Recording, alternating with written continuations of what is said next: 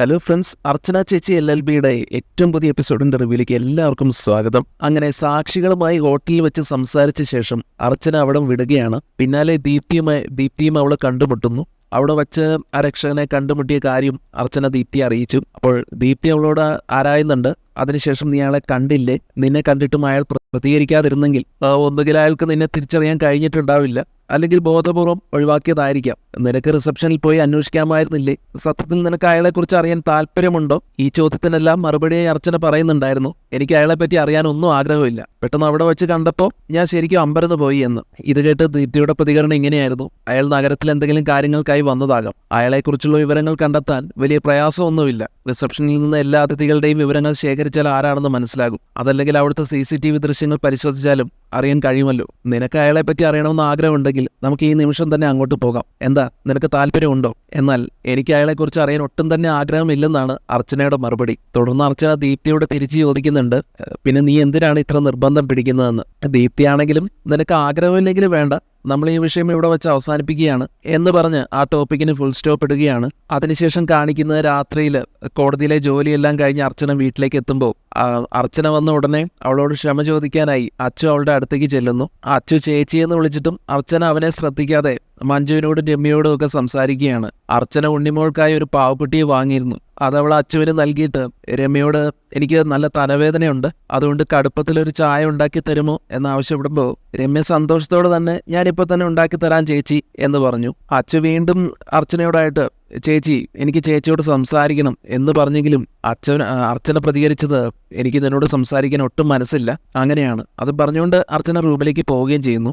രമ്യ അടുക്കളയിലേക്ക് പോയ ശേഷം മഞ്ജു അച്ചുവിനോട് തിരക്കുന്നുണ്ടായിരുന്നു, എന്താടാ ചേച്ചി നിന്നെ ശ്രദ്ധിക്കാതെ പോയത്? അപ്പൊ അച്ചു പറയും, ചേച്ചിക്ക് എന്നോട് എന്തോ ദേഷ്യം ഉണ്ടാവും, ഞാൻ ചെയ്ത കാര്യങ്ങൾ അങ്ങനെയൊക്കെ ആയിരുന്നല്ലോ. ചേച്ചിയുടെ മനസ്സിൽ ഇപ്പോൾ ഞാൻ വിശ്വസിക്കാൻ കൊള്ളാത്തവനും തെറ്റുകാരനും ഒക്കെയാണ്. പിന്നെ ഞാൻ എങ്ങനെയാണ് ഇനി ചേച്ചിയെ വിശ്വസിപ്പിക്കുക? എന്തായാലും എനിക്ക് ചേച്ചിയോട് മാപ്പ് പറഞ്ഞേ തീരും. ഇതും പറഞ്ഞ് അച്ചു അർച്ചനയുടെ അടുത്തേക്ക് പോകാൻ ഒരുങ്ങുമ്പോൾ രുക്കു ആണെങ്കിൽ അച്ചുവിന്റെ കൈകളിൽ പിടിച്ചുകൊണ്ട് അവനെ തടഞ്ഞുകൊണ്ട് പറഞ്ഞു, നീ ഇപ്പം മാപ്പ് പറയാനൊന്നും പോകണ്ട.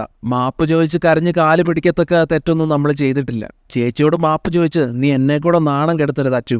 ആ സമയത്ത് അച്ചു ദേഷ്യത്തോടെ രുക്കുവിനോട് പറഞ്ഞു, പറ്റില്ല, എനിക്ക് ചേച്ചിയോട് മാപ്പ് ചോദിക്കുക തന്നെ വേണം. ചേച്ചി ഇങ്ങനെ മിണ്ടാതെ നടക്കുമ്പോൾ എന്റെ മനസ്സ് നീറി പുകയുകയാണ്. എനിക്ക് ചേച്ചിയോട് ക്ഷമ ചോദിച്ചേ മതിയാകും. ഇതും പറഞ്ഞ് രുക്കുവിന്റെ കൈയെല്ലാം തട്ടി മാറ്റി അച്ചു അർച്ചനയുടെ അടുത്തേക്ക് അങ്ങോട്ട് പോകുന്നു. ഇത് കണ്ട് മഞ്ജു രുക്കുവിനോട് പറഞ്ഞു, കണ്ടോ, അവൻ ഇതിന്റെ എല്ലാം വല്ല ആവശ്യമുണ്ടോ? മാപ്പ് ചോദിക്കാനുള്ള തെറ്റൊന്നും നിങ്ങൾ ചെയ്തിട്ടില്ല. മഞ്ജുവിന്റെ ആവശ്യം രുക്കുവിനെ ഒന്ന് ചൂട് പിടിപ്പിക്കാന്നുള്ളത് കൊണ്ട് തന്നെ അത് കറക്റ്റായി അവിടെ നടന്നു.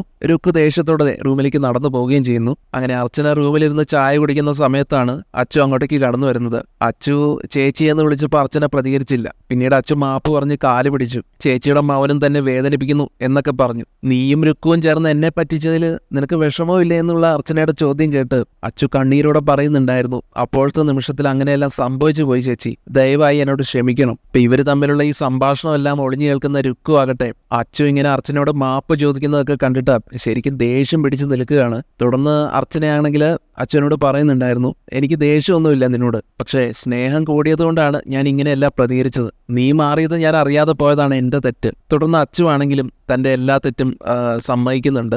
രുക്കു അപമാനിതയാകാതിരിക്കാൻ വേണ്ടിയാണ് അങ്ങനെ ചെയ്തതെന്നും കൂട്ടിച്ചേർത്തു. പക്ഷേ അർച്ചനയാണെങ്കിൽ രുക്കുവിനെ കുറ്റപ്പെടുത്തുന്നതിനെ എതിർത്തു. അവസാനം അച്ചു വീണ്ടും കരഞ്ഞ് അർച്ചനയുടെ കാലിൽ വരെ വീണ് ക്ഷമ ചോദിക്കുന്നുണ്ടായിരുന്നു. അർച്ചന ഒന്നും മിണ്ടാതെ നിന്നത് കണ്ട് അച്ചു നിരാശയോടെ മടങ്ങുകയും ചെയ്യുന്നു. റൂമിലെത്തിയ രുക്കുവും അച്ചുവിനോട് പിന്നെ ദേഷ്യപ്പെട്ടു.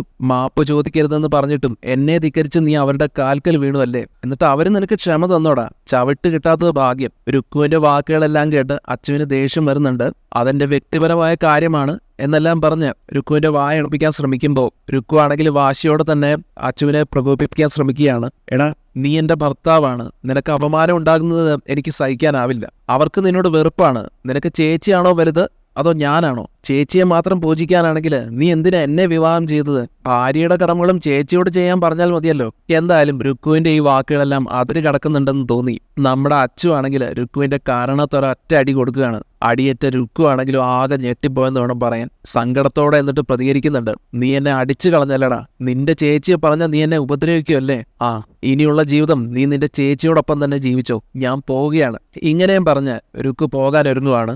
അച്ചു തടഞ്ഞു നിർത്താനൊക്കെ ശ്രമിക്കുന്നുണ്ടെങ്കിലും പറഞ്ഞെങ്കിലും രുക്കു ദേഷ്യത്തോടെ തന്നെ പറയുന്നുണ്ടായിരുന്നു, ഞാൻ ഈ വീടില്ലാത്ത അനാഥയൊന്നുമല്ല, ഞാനും നീയും തമ്മിൽ ഇനി ഒത്തുപോവില്ല, അതുകൊണ്ട് നീ എന്നെ തൊട്ടു പോരുതെന്ന്. പിന്നീട് രാത്രി തന്നെ രുക്കു ബാഗുകളെല്ലാം പാക്ക് ചെയ്ത് പോകാൻ തയ്യാറായി നിന്നു. അച്ചുവും മഞ്ജുവും രമ്യയും ചിന്നും എല്ലാം പോകരുതെന്ന് അപേക്ഷിക്കുന്നുണ്ടായിരുന്നെങ്കിലും അവള് ഷാഢ്യം തന്നെ പിടിച്ചു. ഞാൻ ഇനി ഇവിടെ നിൽക്കില്ല, ഇതിനെക്കുറിച്ച് സംസാരിച്ചാൽ എങ്ങും എത്തില്ല, ഞാൻ അമ്പാട്ട് വീട്ടിലെ കുട്ടിയല്ല, ചന്ദ്രകാന്തത്തിലെ സന്തതിയാണ്. ഇങ്ങനെയെല്ലാം പറഞ്ഞ് രുക്കു ഇറങ്ങാൻ തുടങ്ങുമ്പോഴാണ് അർച്ചന അങ്ങോട്ട് വന്നത്. രുക്കു, നീ ഇത് എങ്ങോട്ടാണ്, എന്താ സംഭവം എന്ന് അർച്ചന ചോദിച്ചപ്പോൾ രുക്കു പറയുന്നുണ്ടായിരുന്നു, എന്താണ് സംഭവിച്ചതെന്ന് നിങ്ങളുടെ അനിയനോട് തന്നെ ചോദിച്ചാൽ മതി. ഒരു ഭാര്യയോട് ചെയ്യാൻ പാടില്ലാത്ത മോശം കാര്യങ്ങളാണ് അവൻ എന്നോട് ചെയ്യുന്നത്. രമ്യ ചേച്ചിക്കും മഞ്ജു ചേച്ചിക്കും ഭർത്താവിന്റെ തല്ല് കൊള്ളുന്നത് ഒരു ശീലമായിരിക്കും, പക്ഷേ എനിക്കത് അഭിമാന പ്രശ്നമാണ്. ഇതൊക്കെ കേൾക്കുന്ന അർച്ചനയാണെങ്കിലും ശാന്തമായിക്കൊണ്ട് തന്നെ, രുക്കു, എന്തെങ്കിലും പ്രശ്നമുണ്ടെങ്കിൽ നമുക്ക് സംസാരിച്ച് പരിഹരിക്കാം, നീ തൽക്കാലത്തേക്ക് അകത്തേക്ക് പോകാൻ പറയുമ്പോൾ, ഇല്ല, ഇനി ഞാൻ അകത്തേക്കില്ല.